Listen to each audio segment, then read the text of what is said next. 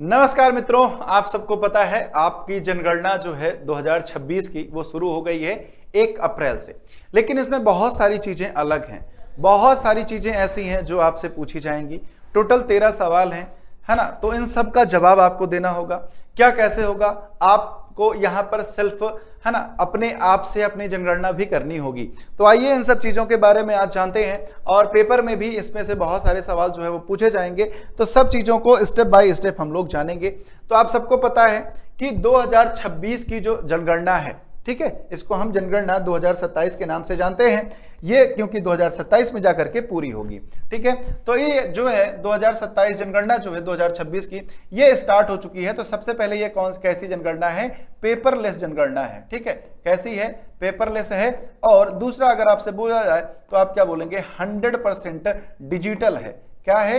Digital है। अगर संख्या की बात करी जाए तो ये आपके आजादी के बाद से कौन सी जनगणना है? आपकी 9वीं जनगणना है। और अगर बात करें टोटल, तो अगर आप टोटल की बात करेंगे तो ये आपकी 16वीं जनगणना हो जाती है। कौन सी? 16वीं जनगणना हो जाती है। पहला चरण शुरू हो चुका है। पहला चरण 1 अप्रैल 2026 से शुरू है, और दूसरा चरण कब तक चलेगा? ये चलेगा 30 सितंबर 2026 तक, और इसके बाद आपका दूसरा चरण स्टार्ट हो जाएगा। तो पहले चरण में क्या होगा? हाउस लिस्टिंग की जाएगी। क्या की जाएगी? हाउस लिस्टिंग की जाएगी। कैसे की जाएगी आइए जानते हैं। इसमें समय सीमा क्या है? तो पहले चरण में क्या हो जाएगा? पहले चरण में मकानों की गिनती और आवासीय जनगणना, हाउस लिस्टिंग होगी। दूसरी चरण में क्या हो जाएगा? दूसरे चरण में मुख्य जनसंख्या जनगणना होगी। ठीक है, जो कि फरवरी 2027 से शुरू हो जाएगा अपने आप से। ठीक है, इसके बाद हम आते हैं जातिगत जनगणना की। तो पिछली बार 1931 में जातियों के आधार पर गिनती की गई थी। अब 2026 में फिर से एक बार आजादी के बाद, है ना, पहली बार आजादी के बाद पहली बार जातियों के आधार पर भी गणना होगी, यानी कि जातिगत जनगणना भी हो जाएगी। अब इसके बाद अगर आप यहां पर देखेंगे तो भाई साहब, ठीक है, सबसे पहले क्या हो जाएगा? सबसे पहले कर्मचारी जो है वो कागज की जगह पर आपके पास स्मार्टफोन एप्लीकेशन या फिर टैबलेट लेकर के पहुंचेंगे और आपसे सारी चीजें पूछी जाएगी। इससे क्या हो जाएगा? इससे जो मैनुअल फिलिंग होती है किसी भी पेपर पे, वो नहीं होगी। तो गलतियों की जो गुंजाइश है वो बहुत ही कम हो जाएगी। दूसरा, जो जनगणना का पोर्टल है वहां पर आप जा करके स्व जनगणना कर सकते हैं, यानी कि अपनी जनगणना को आप खुद ही कर सकते हैं। बात को समझिएगा।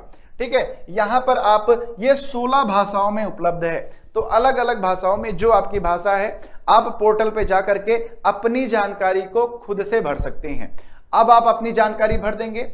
अब आपने जो भरा हुआ है उसके वेरिफिकेशन के लिए कर्मचारी आपके घर पे आएंगे और उसका वेरिफिकेशन होगा फिजिकली। तो सबसे पहले क्या है? पहला क्या हो जाएगा? मोबाइल से डेटा का संग्रह किया जाएगा। मोबाइल से, एप्लीकेशन से, पोर्टल से आप अपने बारे में अपना नाम, नंबर, पता, है ना, आपके पास गाड़ी है, खेत है, बंगले हैं, क्या है, कैसे है, सब चीजों की जानकारी आप अपने आप से भरेंगे।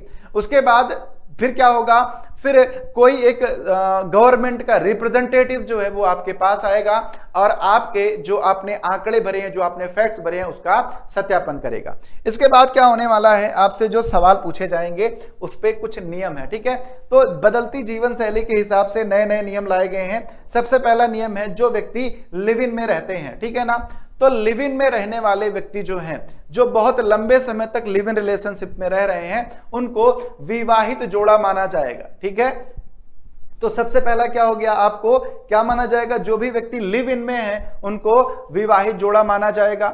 अगर आपके मोबाइल में एफएम है, मोबाइल में एफएम रेडियो है, तो आपका, है ना, तो अगर मोबाइल में एफएम है तो वो रेडियो की श्रेणी में गिना जाएगा कि आपके पास रेडियो भी है। ठीक है, इसके बाद अगर आप YouTube है ना, मोबाइल पर YouTube देखते हैं, तो ऐसा नहीं माना जाएगा कि आपके पास टीवी है। ठीक है, YouTube को अलग रखा गया, टीवी को अलग रखा गया। घरों के अंदर जब गणना होगी तो पूछा जाएगा कि किचन है क्या, तो आप किचन को तभी बताएंगे जब किचन एक अलग कमरे के रूप में अलग हो, है ना। अब जैसे सीढ़ी के नीचे या फिर किसी कमरे में छोटा सा स्लैब पर अगर आपने गैस स्टोव रखा है तो वो किचन की कैटेगरी में नहीं आएगा। किचन के लिए क्या चाहिए, किचन के लिए अलग कमरा होना चाहिए, तो उसको क्या बोला जाएगा, किचन बोला जाएगा। तो ये अलग अलग तरीके से अतरंगे कुछ नियम है जो आप लोगों को पता होने चाहिए। इसके बाद यहां पर जो आपका डेटा है वो पूरी तरह से गोपनीय रहेगा और सबसे इंपॉर्टेंट बात, आरटीआई के दायरे से बाहर होगा। ठीक है, इस जानकारी पर आरटीआई नहीं की जा सकती है। दूसरा सबसे इंपॉर्टेंट, कोर्ट में सबूत के तौर पर इस्तेमाल नहीं किया जा सकता है इस डेटा को। और तीसरा, अगर डेटा लीक होता है तो राष्ट्रीय सुरक्षा के तहत आपकी जो धाराएं हैं उस पर कार्रवाई की जाएगी। तो ये सबसे बेटर है जो यहां पर मुझे देखने को मिला कि डेटा जो है वो आज के समय सबसे बड़ा हथियार है, तो उसके लिए ये सिक्योरिटीज रखी गई हैं। अब आगे आ जाइए तो देखिए डिजिटल मैपिंग जो की जा रही है इसमें क्या क्या हो जाएगा। तो सबसे पहले आपदा राहत जो होती है, जैसे बाढ़ आ गया, भूकंप आ गया, तो ये पता चल जाएगा कि इस घर में कितने लोग हैं, तो किस घर में कितने लोग फंसे हैं, ये बहुत आसानी से पता चल जाएगा। फिर शहर की प्लानिंग जो है ना, सिटी प्लानिंग जो है, जैसे स्कूल बनाना है, पार्क बनाना है, अस्पताल बनाना है, तो एक जनसंख्या का अंदाजा हो जाएगा कि इतनी जनसंख्या है तो इतनी जनसंख्या पर ये सुविधाएं दी जानी चाहिए। तीसरा सबसे बड़ा क्या है, जो परिसीमन होता है, ठीक है ना, क्या है, परिसीमन में आसानी हो जाएगी और जो मतदाता सूची होती है वहां से सारे डुप्लीकेट नामों को हटाने में भी आसानी रहेगी। इसके बाद आएंगे तो टोटल आपसे, है ना, टोटल आपसे जो सवाल पूछे जाएंगे उसमें कुछ जानकारी आपको नहीं देनी है, अगर मांगी जाती है तब भी। कौन कौन सी जानकारी है जो आपको नहीं देनी है, तो अगर आपसे आमदनी से रिलेटेड, आपके इनकम से रिलेटेड कोई भी जानकारी मांगी जाए तो आप मना कर देंगे। ठीक है, महीने की आपकी कमाई कितना है, बैंक में पैसा कितना है, ये सब चीजें नहीं बताना है। दूसरा, डॉक्यूमेंट्स, जैसे आपसे आधार कार्ड, पैन कार्ड, पहचान पत्र दिखाने के लिए बोला जाए तो भी आप मना कर सकते हैं, नहीं दिखाना है। तीसरा, बैंक के विवरण या फिर कोई ओटीपी आपसे मांगी जाए तो वो भी नहीं शेयर करनी है, कोई भी ओटीपी का यहां पर काम नहीं है। ठीक है, तो ना तो बैंक खाता नंबर शेयर करना है, ना तो एटीएम, ना कुछ भी, और ना ही आपको कोई ओटीपी। ठीक है, अब यहां पर क्या हो जाएगा भैया, यहां पर मैंने आपको बता दिया कि घर घर जाकर के अभी ये जो जैसे हर स्टेट में अलग अलग डेट पर ये पोर्टल्स ओपन होगा, तो आप वहां पर क्या कर सकते हैं, अपना फॉर्म खुद से भर सकते हैं। पोर्टल बंद होने के बाद घर घर जाकर के सर्वे शुरू होगा। ठीक है, घर घर जाकर के सर्वे शुरू हो जाएगा। तो ये है पूरी जनगणना का लेखा जोखा जो होने वाला है। इसके साथ अगर आप एसएससी और रेलवे की तैयारी एक साथ कर रहे हैं तो आपके पास है एसएससी का मास्टर पास, आप इसमें एनरोल हो सकते हैं। साथ ही रेलवे के लिए अलग से उत्कर्ष परिवार ने आप लोगों के लिए रेलवे उत्कर्ष क्लासेस का चैनल जो है वो लॉन्च कर रहे हैं। आप सभी जाकर के डिस्क्रिप्शन में इस चैनल का लिंक है, आप जाकर के उसको बहुत बढ़िया तरीके से सब्सक्राइब कर लीजिएगा और आने वाली सभी घटनाओं की जानकारी आपको वहां पर मिलती रहेगी।